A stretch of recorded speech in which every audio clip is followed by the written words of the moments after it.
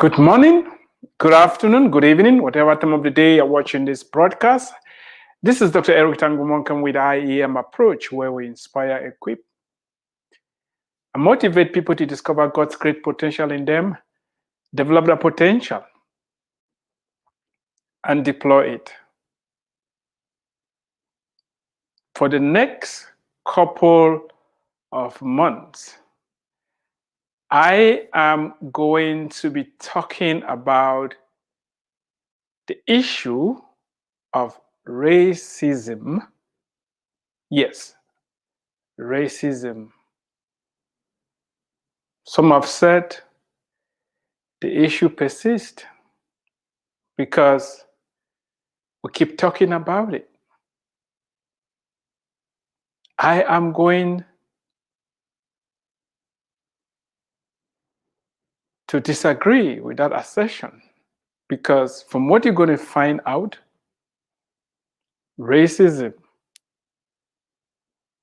is a manifestation of something that is deeper than skin color, of something that is more prevalent, more sinister than how people look. We cannot afford not to talk about it. And before we make any progress into this subject, I have some disclaimers to make. And before I make those disclaimers, I need your help. It's okay to ask for help. If you are watching this, please do me a favor. Invite other people to join us. That is the first thing you can do to help.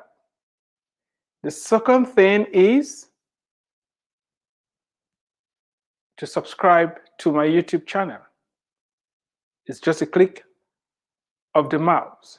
Do it and help this message reach as many people as possible.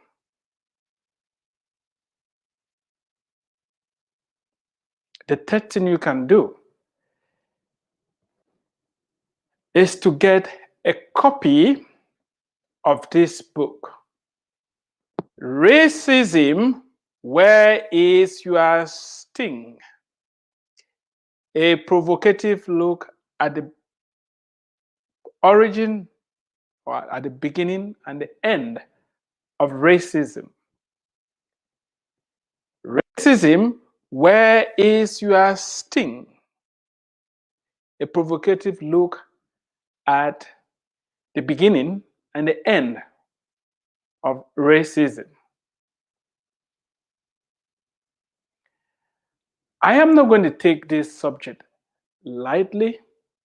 It's a matter of life and death. It's a very serious topic. That is why I put in the time and the energy and the resources to articulate a simple yet profound solution to racism. And before we ever get into the solution, I have to lay down some groundwork for us.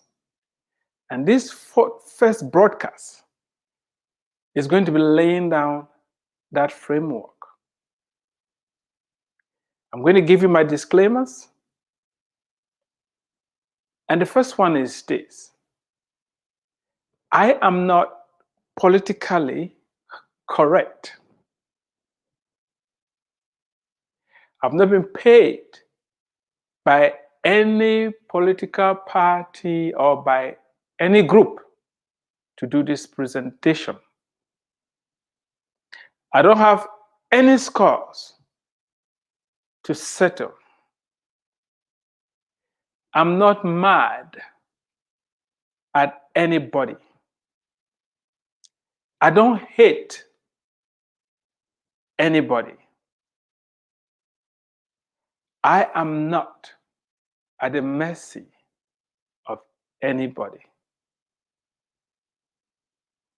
I don't need anybody's approval to be who I am. My identity is not in what other people think about me, what they say, and how they treat me. I am a child of God, created in the image and likeness of God. I don't need other people to affirm that for it to be true, because it is true.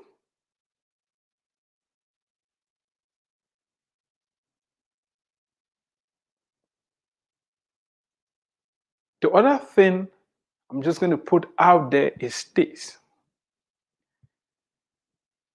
If you already have an expectation of what you want me to say, how you want me to articulate this issue, you are wrong. That is why I beckon on you to listen. Listen very carefully, because you're going to like some of what I will say. You will not also like some of what I will say. And that is fine. And those of you who have rotten tomatoes, they want to throw at me. Let me make your job easier. The rotten tomatoes have already been thrown at me. I don't want you to waste your time to do it. I've already been called Uncle Tom. Some of them accused me of black privilege. If there is any such thing as black privilege or white privilege,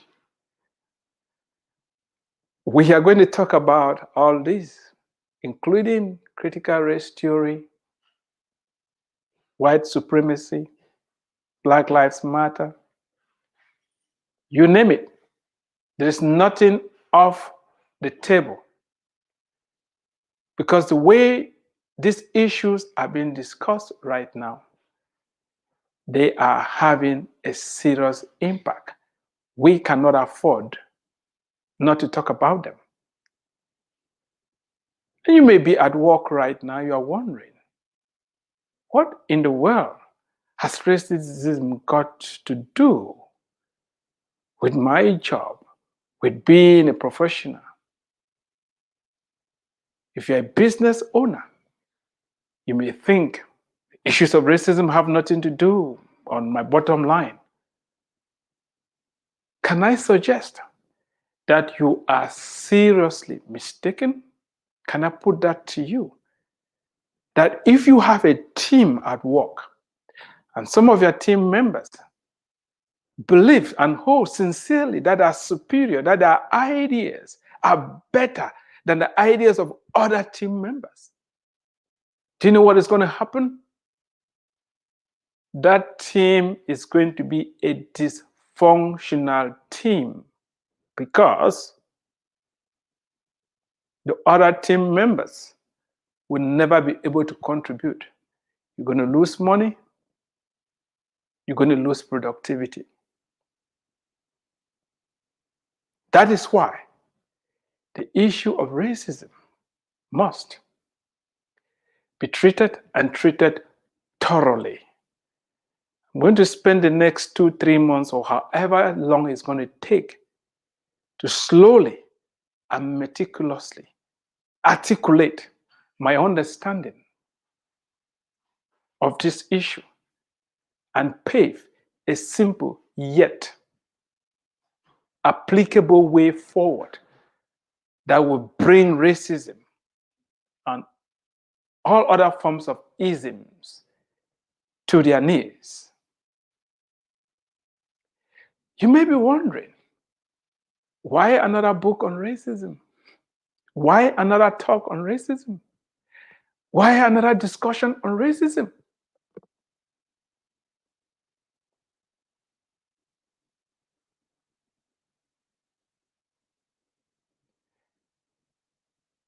In 2017,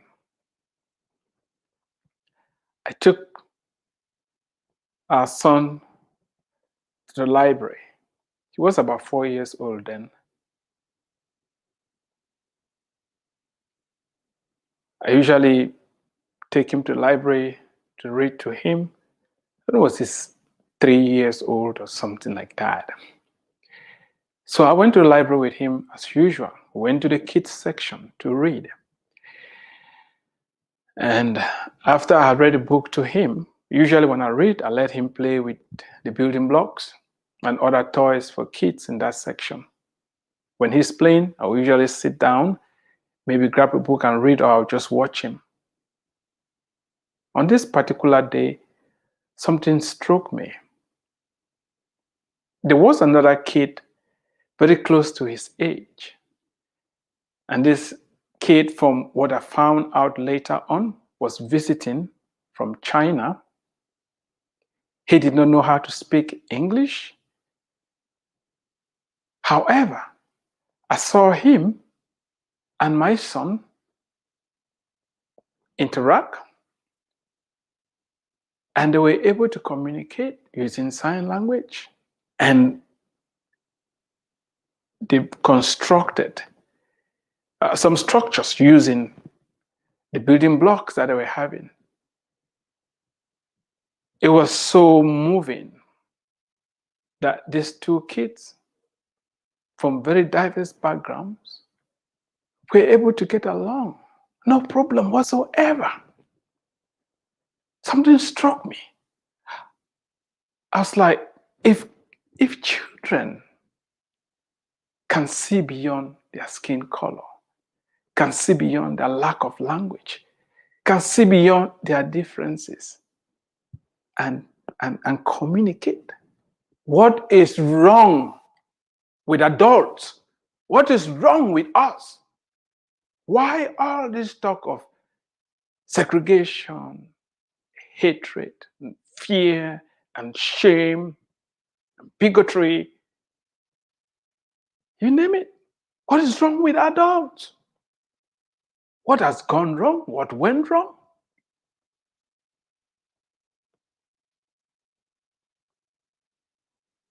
I came home. That triggered something in me that I need to do something about this racism issue. Never really thought I was going to address it. Then I turned on the news, and you kept hearing, racist president, racist president. Out of a sudden, it appeared as if the definition of racism has changed. I have a few notes here. Just want to make sure that I don't get sidetracked. You may be wondering, why is racism such a charged word? Why do politicians like to talk about racism a lot? Why are the politicians always pounding on racism? Why are they always pounding on racism? And for those of you who think, oh, racism is not really important, let's not talk about it, let's put it under the rock, it's going to go away. Let me assure you,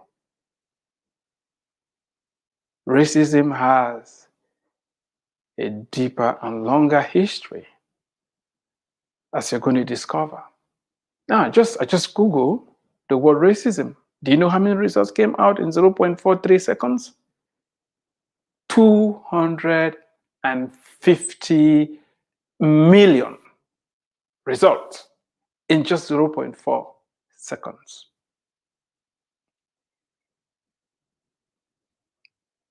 A lot of ink has already been spilled on paper regarding the subject of racism, but the issue seems to be as stubborn as a granite mountain that resists any attempts to be broken down by the agents of weathering and mass wasting. A lot of ink has been spilled, a lot has been written about racism. But it seems this problem is so stubborn, it's refusing to go anywhere. Each time the issue of racism is mentioned, tensions are high. Reason is thrown out of the window and replaced by an emotional outburst that only makes the situation worse. It's so difficult to talk about this issue. So difficult because people stop being reasonable. My hope is that over the next couple of months, we will be able to get to the place where we can reason together. Ask some very hard questions. For example, this is white, isn't it? I'm putting on a white shirt.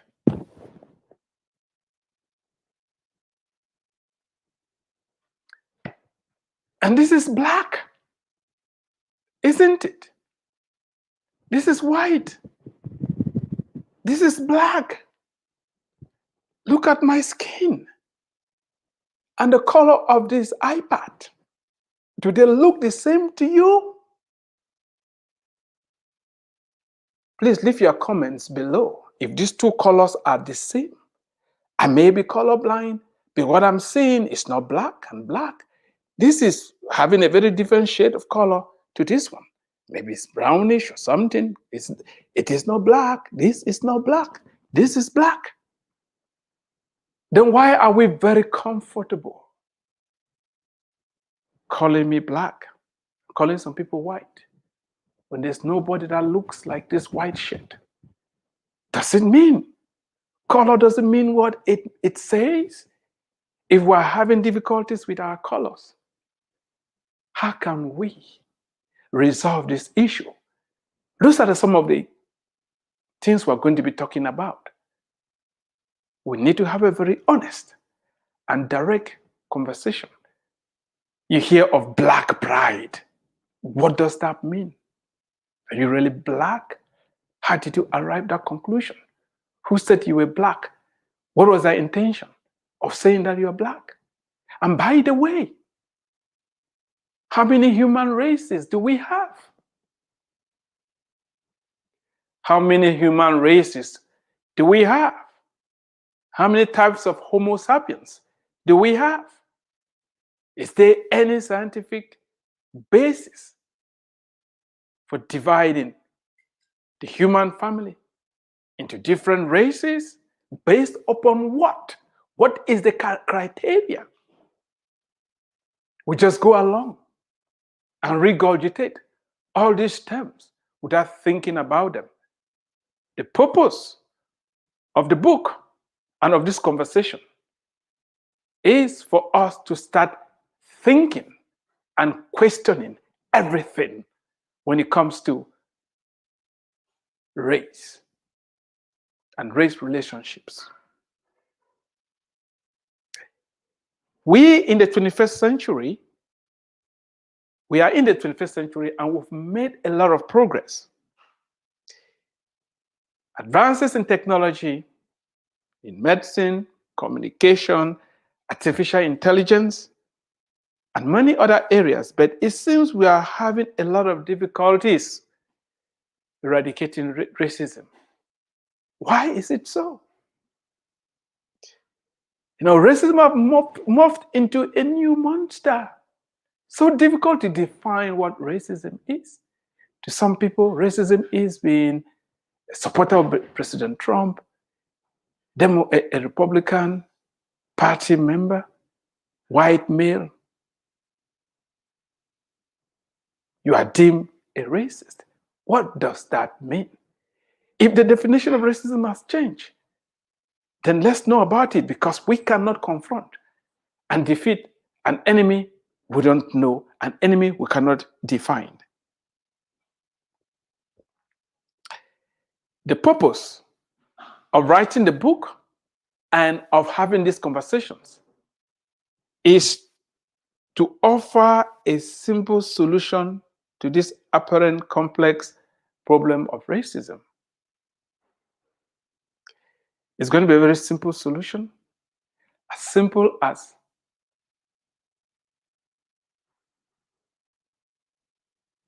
when there was a problem in Europe in the past where a lot of women died after birth, and one doctor figured out that the problem was that most of the men who were male doctors who were delivering the women were also surgeons. So they will go operate on patients, carry bacteria in their hands, and come and deliver the babies and pass this bacteria to the women, and this caused the women to die.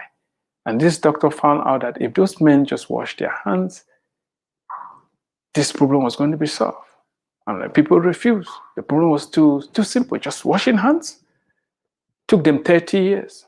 And a lot of women dying for them to come around and accept that just simple wash of hands was enough to stop the deaths.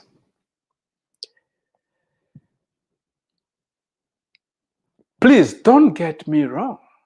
Don't get me wrong. There's no attempt here to deny the monstrosity and the havoc, the carnage racism has caused and is still causing. I'm not refusing. I'm not refusing the monstrosity of racism. Nobody in their right mind can deny the existence of racism and the harm it causes and the harm it has caused. The lynchings, the murders, incarcerations, lack of opportunities, you name it. But the question is this: are we at the mercy of racism forever? Are we at the mercy of racism forever? That is something I'm going to be addressing, that we are not. We are not at the mercy of racism forever. You can't be free from the grip of this monster.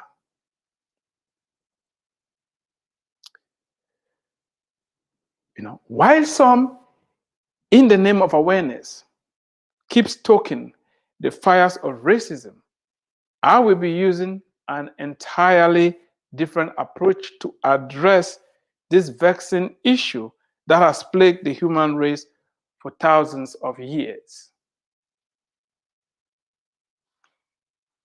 Some keep stoking the fires. You need to ask yourselves, why are they pitching us against each other, dividing and ruling us? You need to ask yourself that question. What is their intention? What is their end game? What do they want to achieve? We're going to answer those questions.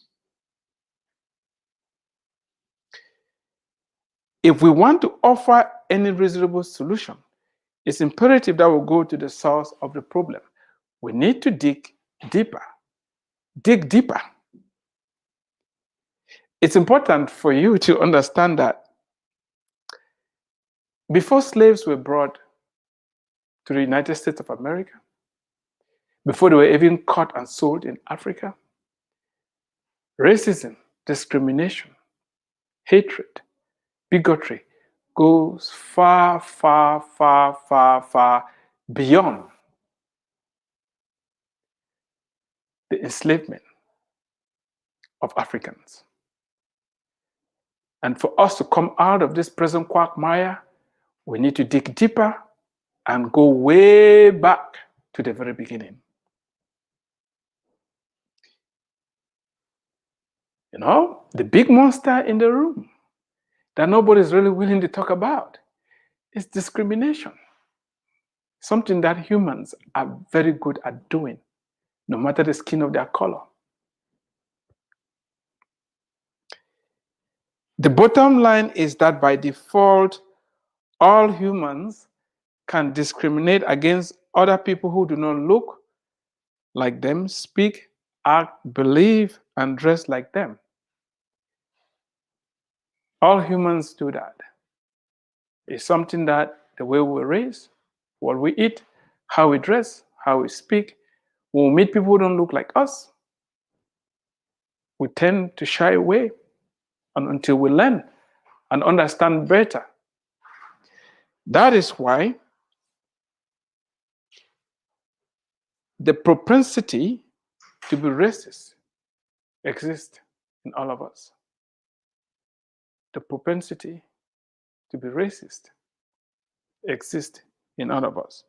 This does not mean that there is a racist gene, but based on how we were raised and nurtured, we tend to seek for our own unless taught otherwise.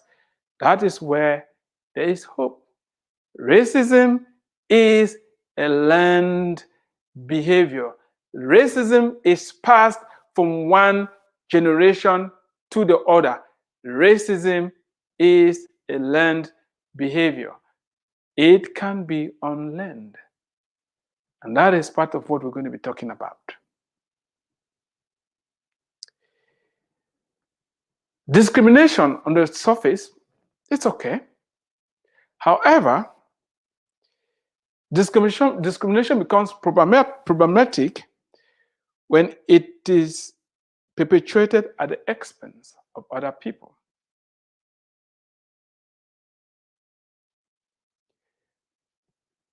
I already mentioned that although there is no scientific basis for dividing the human race into different races based on skin color or other factors, this idea of racism still persists because humans like to discriminate. We like to group ourselves based upon how we dress, how we speak, the type of music we like, and all that. One of the challenges that we're going to try to wrap our hands around is trying to define what racism is. I've already said that there's one human race. There is neither Jew nor Gentile, neither male nor female. We are all one in Christ Jesus. We are all one in Christ Jesus.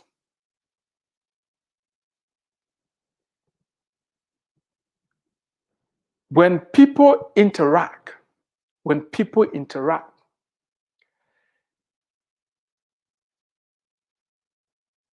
some have the tendency to feel that they are superior to others. And those that feel that they are superior will do everything within their power to make other people feel that they are inferior. Because to be superior, you need something inferior. This is what I call the superiority and inferiority complex. Racism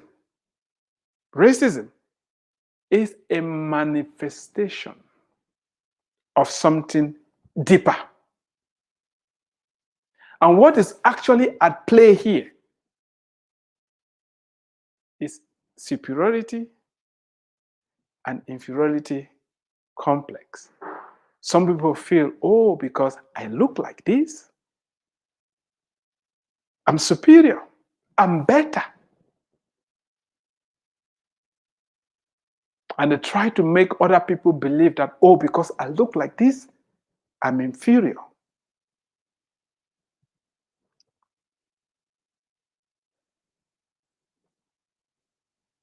How can anybody in their right mind believe that the amount of melanin in somebody's skin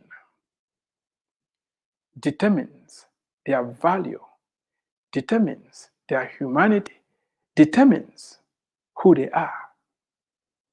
On what basis? Don't you know the purpose of melanin? Don't you know why some people are darker? Basic Biology 101. Don't you know those in the tropics? The sun is overhead. They need protection from ultraviolet radiation from the sun. Don't you know that? Go check it out.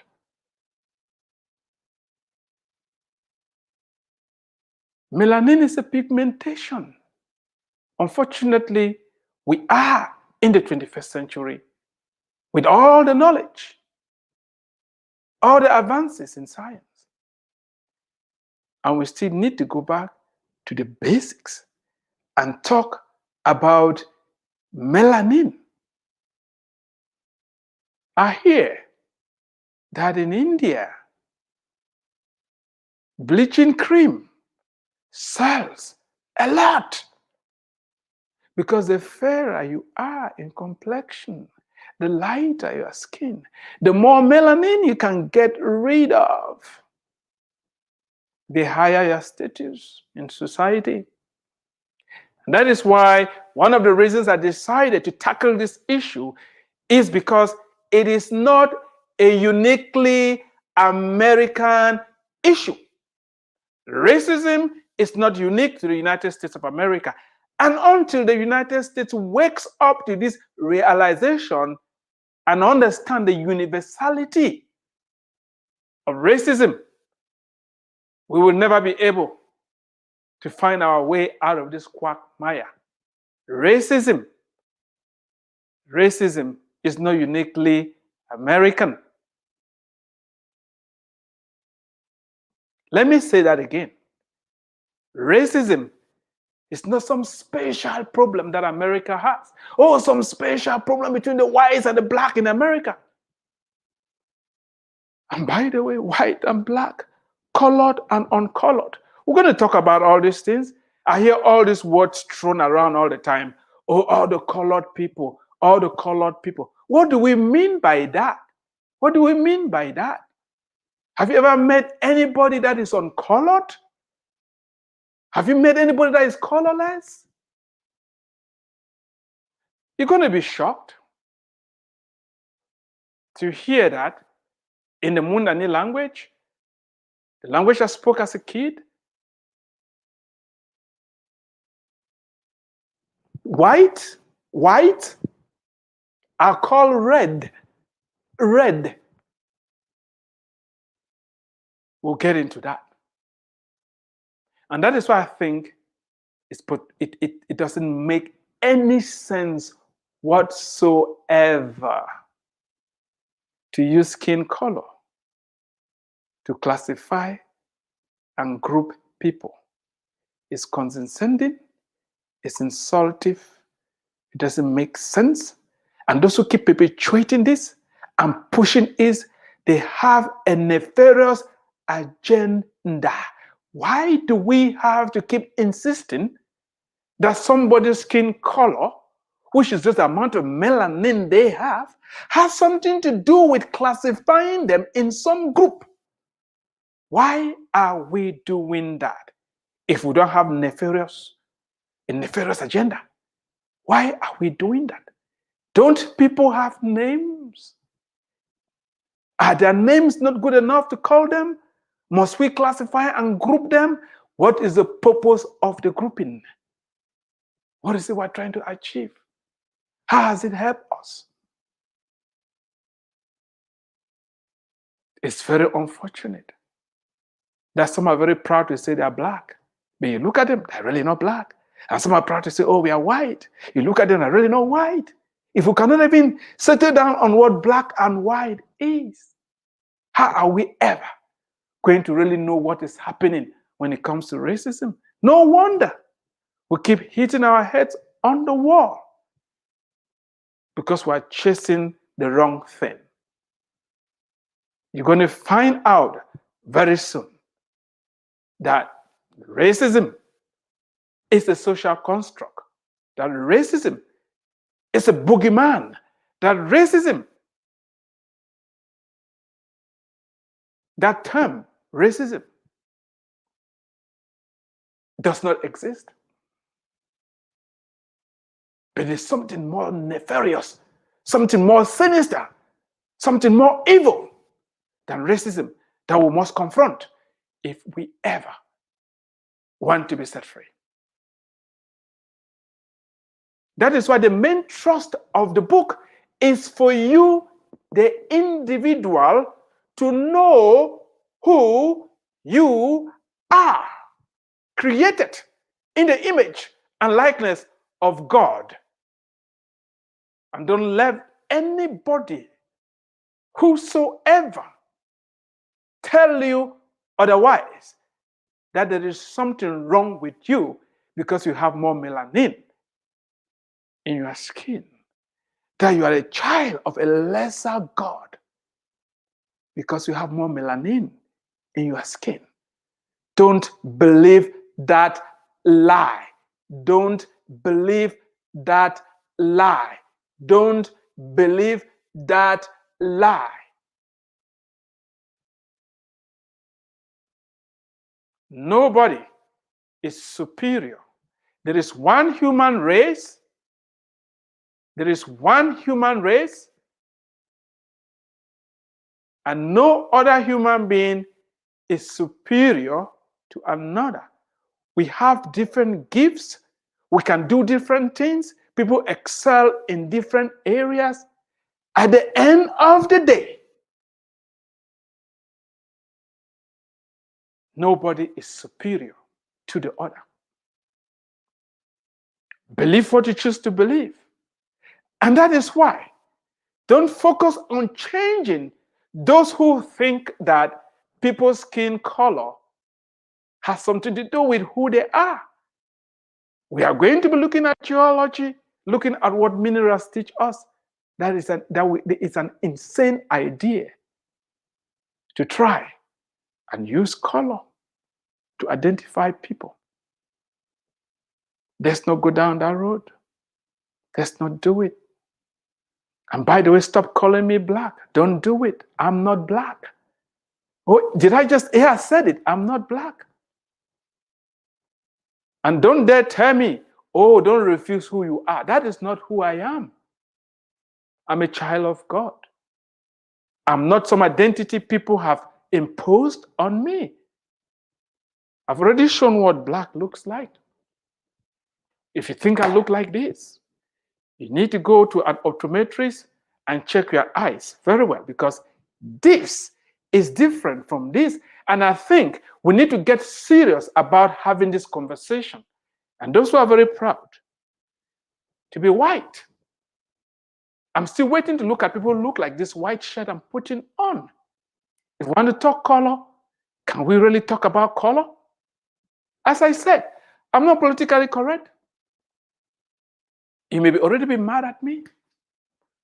But I think if we don't have a frank conversation and we'll keep propagating lies, we are never going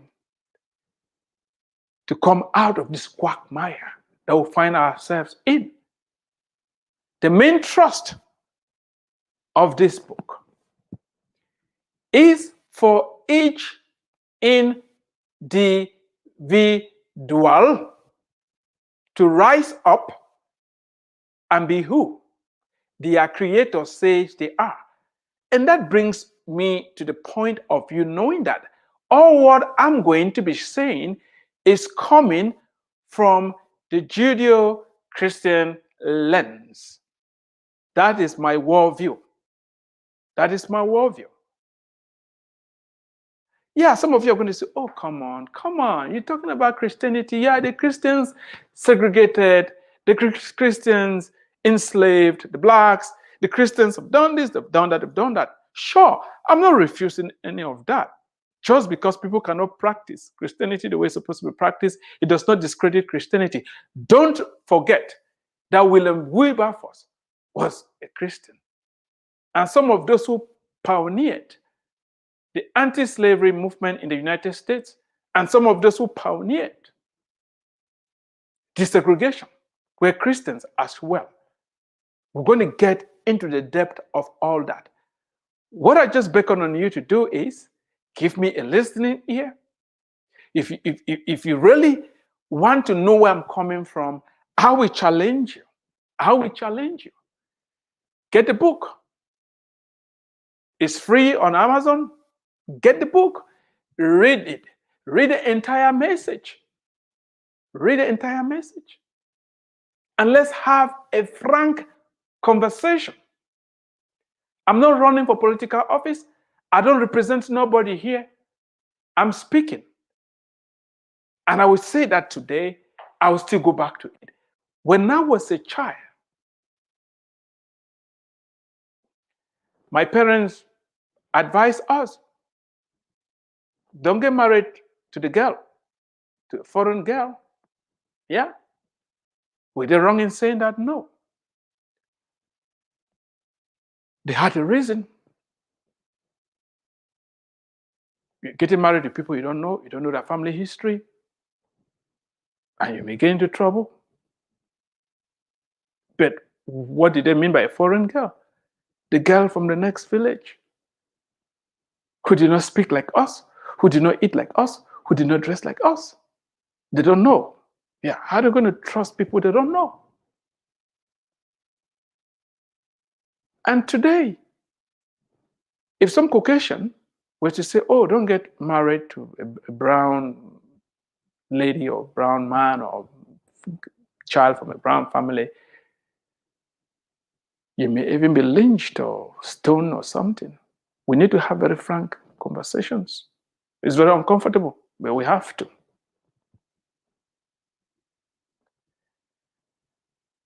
You will assume that Africans just get along. You assume that, oh, they look alike and they just get along. Do you know in my country of birth, Cameroon, right now we have a civil war? Do you know that? And what is driving it? The same complaints I hear in the United States. Oh, we are the minority. Cameroon has the English-speaking side and the French-speaking side. The French-speaking side, made up of 8 provinces, and 2 provinces are English-speaking. So the French side is bigger than the English side. So the English consider themselves to be minorities, and the French are the majorities. And because of that, there's some ministries like the Ministry of Finance and Territorial Administration that they make sure somebody from the English side never appointed a minister. And so the English side is saying, oh, look, we are marginalized. They treat us as second-class citizens. They don't respect us. They are trampling upon our rights. Now, those on the English side started protesting. The government cracked down on them. Now they've taken up arms. As we're saying, a lot of blood has been spilled. Humans, unregenerated humans, we always look for a way to take advantage of each other. We're going to look at the root cause of this problem and how it can be resolved. I know I've uploaded a lot on you. I just want you to be thinking and to stay tuned, because all these issues that have been raised, as we get into the book proper, I am going to tackle each one of them precept upon precept. We're going to get to the in-depth of it, address it in a way that is going to move us forward. When I was a kid, we were told, if a madman picks your clothes and put them on, and you chase behind that madman naked, you are going to be considered a mad person. This was said because when we're kids, you go to the stream to take a bath, to the river or the stream, take off your clothes, put them on the bank of the stream, and you jump into the pool and you take a shower, you bathe.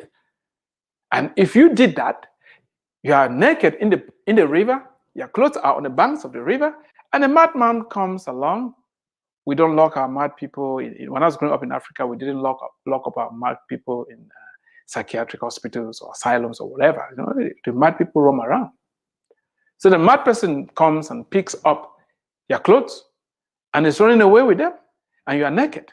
The sensible thing to do is not to chase behind the madman and you're screaming, oh, the madman has my clothes. No, you are mad because you're running around naked.